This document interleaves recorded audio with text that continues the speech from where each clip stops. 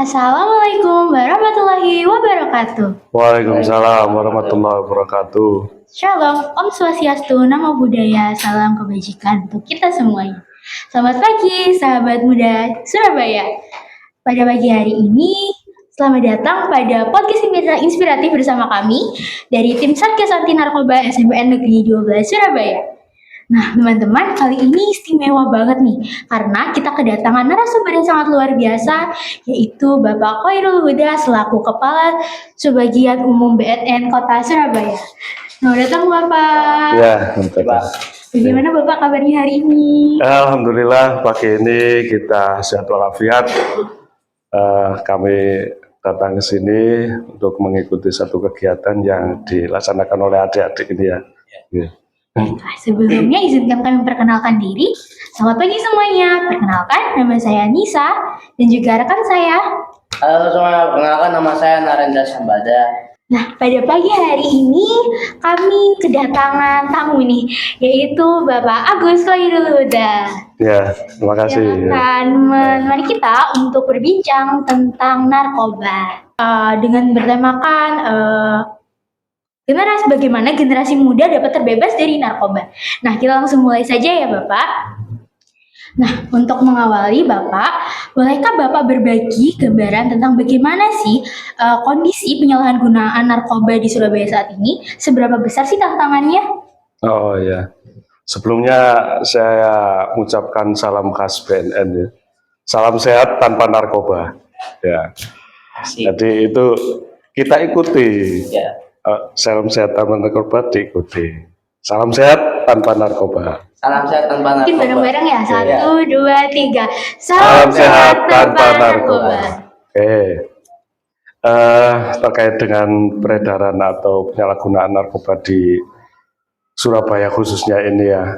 Jadi kita semua mengetahui bahwa narkoba itu memang satu penyakit yang diidap oleh seorang apabila sudah ketagihan ya. Yang diserang itu adalah otak ya, chronic relapse brain disease, jadi penyakit otak kambuhan.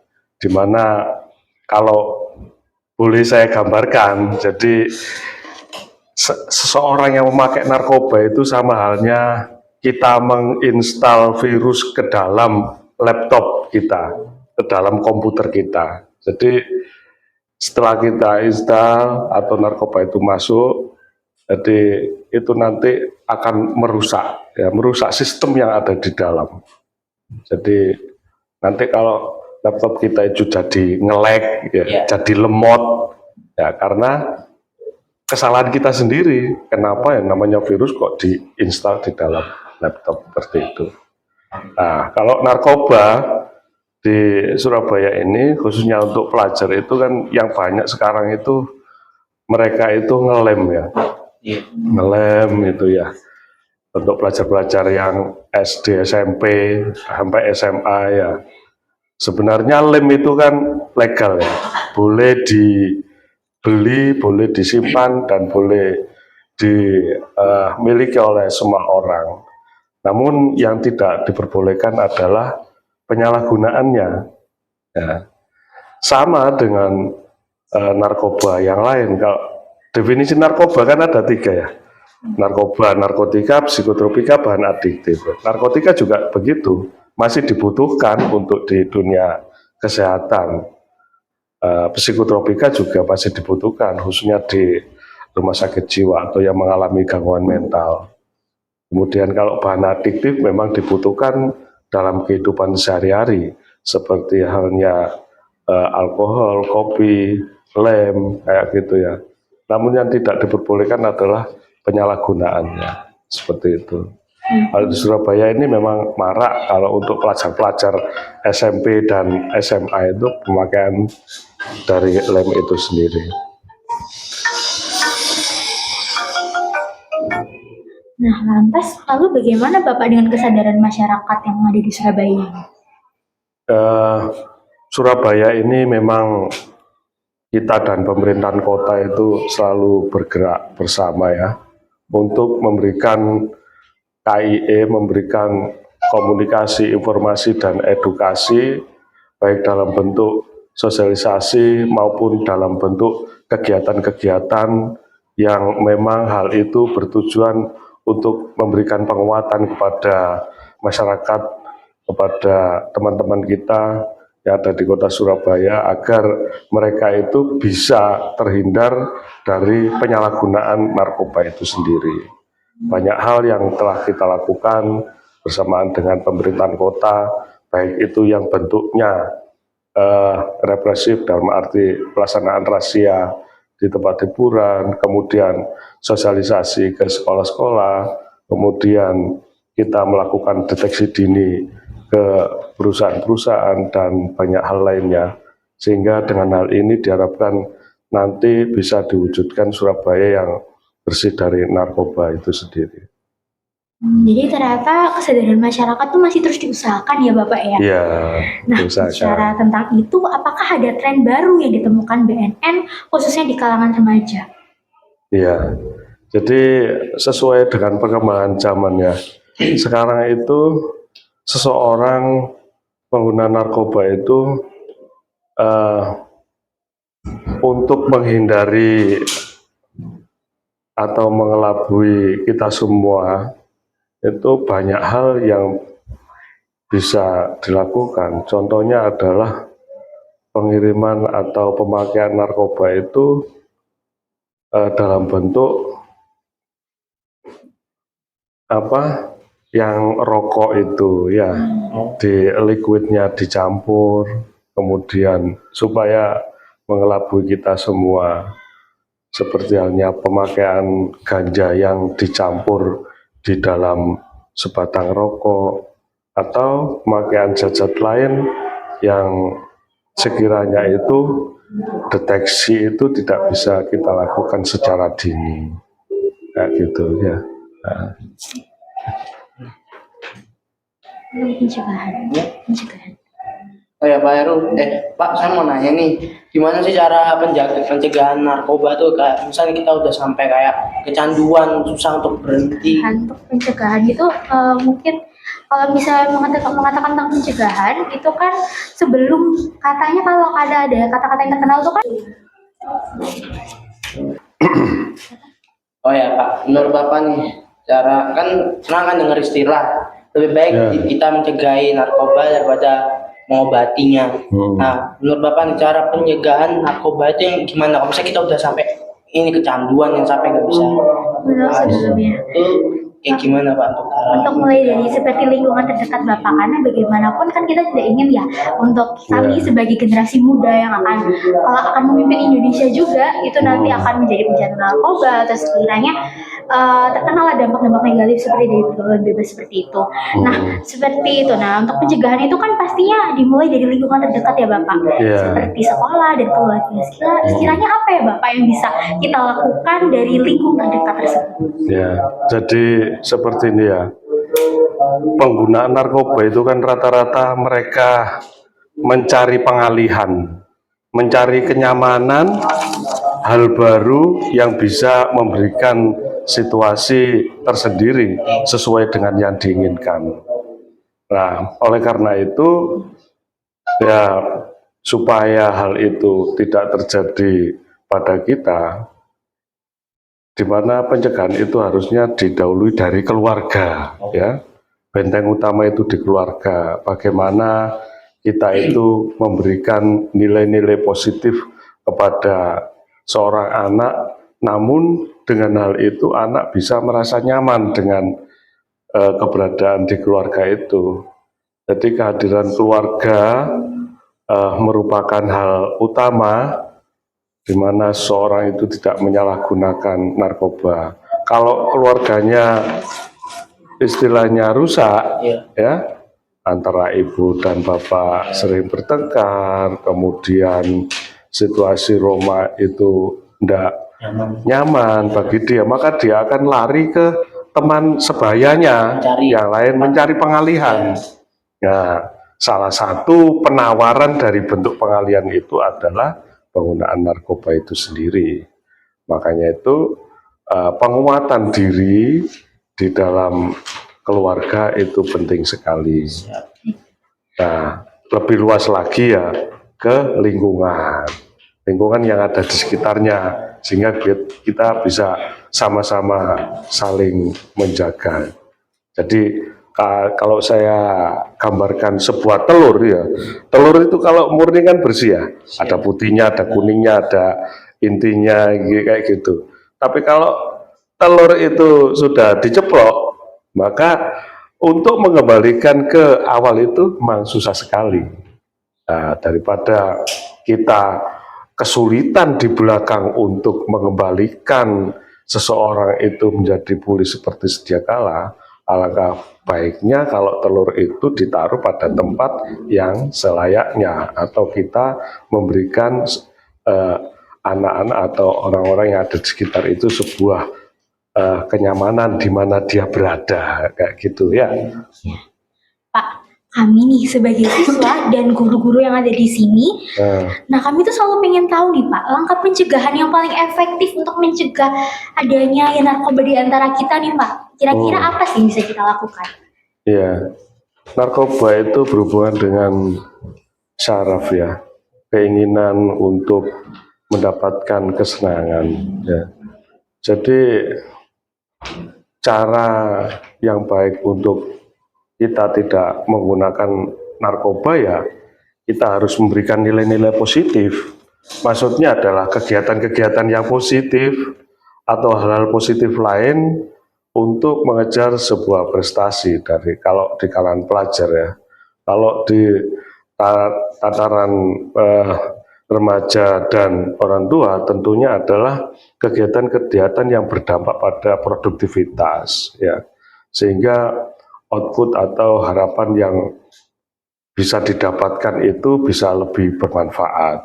Kalau kita mengajak orang lain untuk berbuat positif, seperti halnya kalau pelajar ya membangun prestasi, menyalurkan hobi dalam olahraga, menyalurkan kegiatan-kegiatan keagamaan, itu akan bisa meredakan atau meminimalisir terpengaruhnya seseorang itu dalam pemakaian narkoba. Karena narkoba itu sendiri kalau ditelusuri biasanya digunakan oleh adik-adik ya yang masih pelajar itu diawali dengan merokok ya. Merokok nanti naik kelas itu kepingin mendapatkan kenyamanan di dalam pikirannya, pakailah alkohol seperti itu ya. Karena pakai alkohol, nongkrong-nongkrong ya, kemudian mager-mager istilah zaman sekarang itu ya, males gerak dia, sehingga nanti habis pakai miras itu masih kurang nendang, maka pakailah zat narkoba itu tadi. Bisa pemakaian pil koplo atau bahkan lebih tinggi lagi pakai sabu atau pakai inek atau pakai ganja, di mana hal itu mereka menginginkan dampak ke dalam dirinya itu sebagai bentuk pemuasan saja.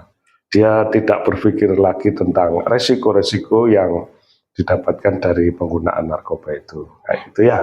Nah, untuk sebelum daripada kita jauh-jauh untuk ke lingkungan atau mungkin yang lebih besar seperti sekolah atau mungkin di kota Surabaya, nah kita kembali lagi dari intinya itu adalah selalu diawali dengan bagaimana keluarga itu Bapak.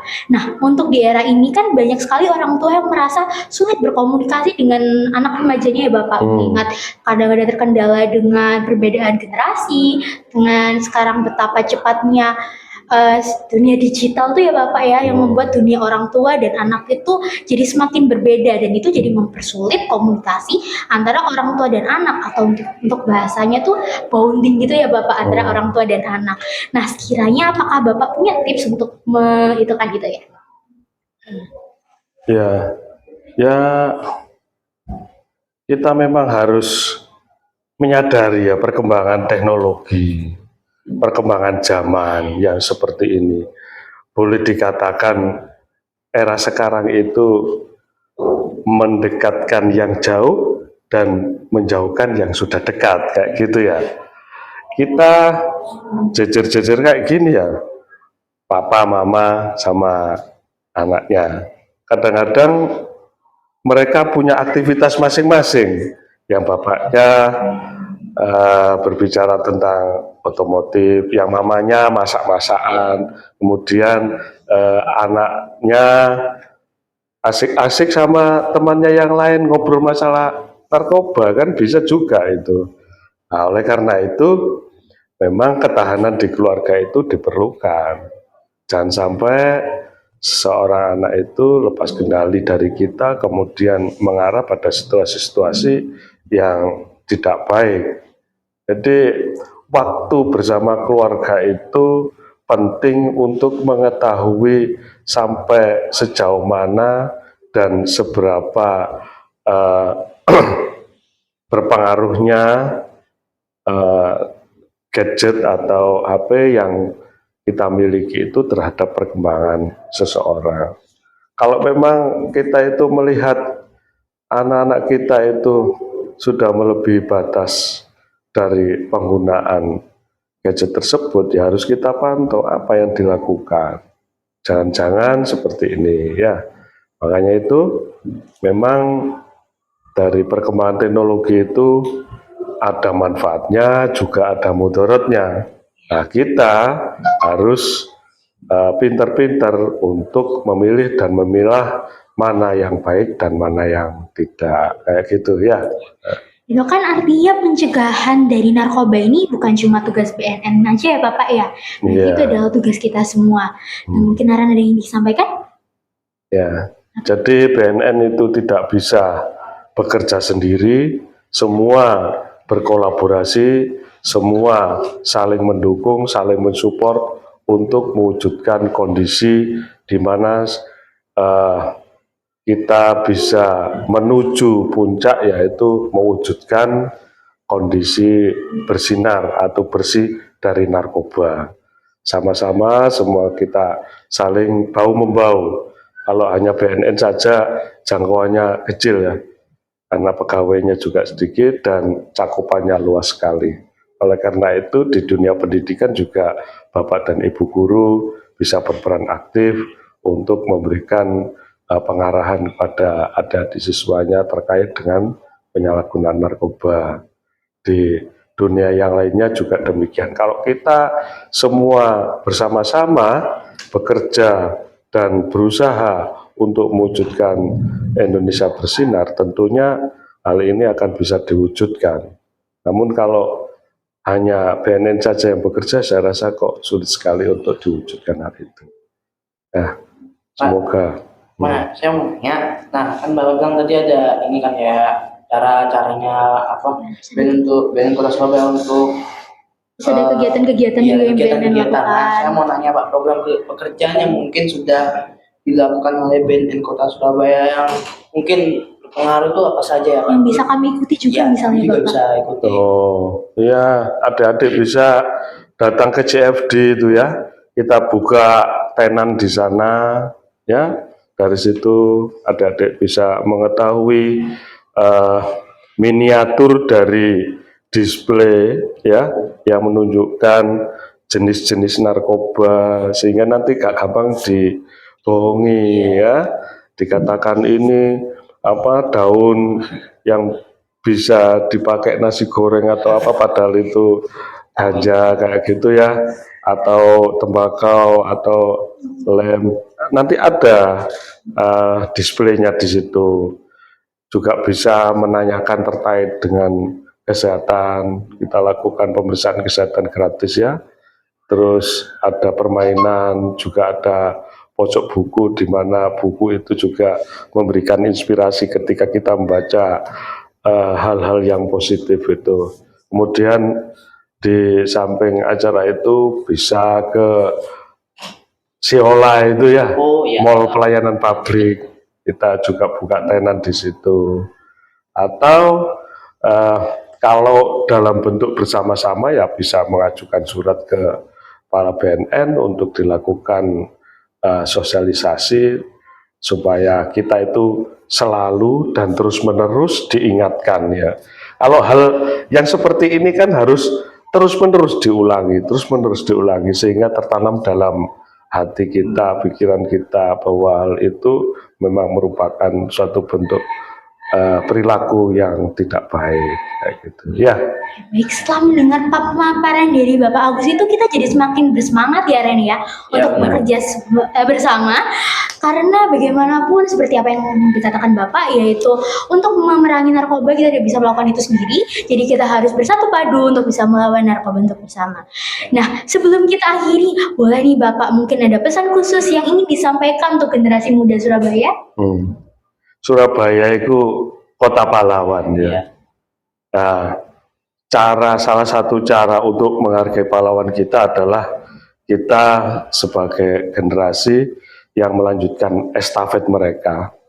Isilah dengan kebaikan dan hindari semua hal yang tidak baik. Surabaya wani lawan narkoba kayak gitu ya. Mungkin bisa barengan, Pak. Itu sekali lagi kita yel-yelnya tadi yang salam sehat tanpa narkoba ya Bapak ya. Oh iya. Baiklah, 1, 2, 3. Salam sehat tanpa narkoba. Baik, luar biasa sekali ya Naren ya. Terima kasih Bapak untuk kesempatannya sangat luar biasa hari ini. Baik sahabat muda Surabaya, itulah obrolan penuh makna dari kami. Kami harap bisa bermanfaat untuk kita semua dan membuat kita semakin bersemangat untuk memerangi narkoba. Nah, kembali lagi sekali lagi saya ucapkan terima kasih banyak-banyak Bapak untuk semua yang sudah disampaikan hari ini. Jadi kita semakin tahu ya Ren ya tentang bahaya narkoba, terus tentang saya baru tahu ternyata narkoba itu bisa dijadiin makanan juga, bisa dicampurin sama makanan. Iya, narkoba itu bisa masuk kemana saja dan ke siapa saja ya. Berarti sangat rentan ya Bapak ya. Itulah kenapa kita harus paham sih tentang bahaya narkoba itu apa aja. Nah, semoga apa yang kita dengar hari ini bisa memantik semangat kita sebagai generasi muda untuk terus berkarya dan menjauhi narkoba. Sampai jumpa pada podcast selanjutnya. Kami akhiri. Terima kasih. Wassalamualaikum warahmatullahi wabarakatuh. Waalaikumsalam warahmatullahi wabarakatuh.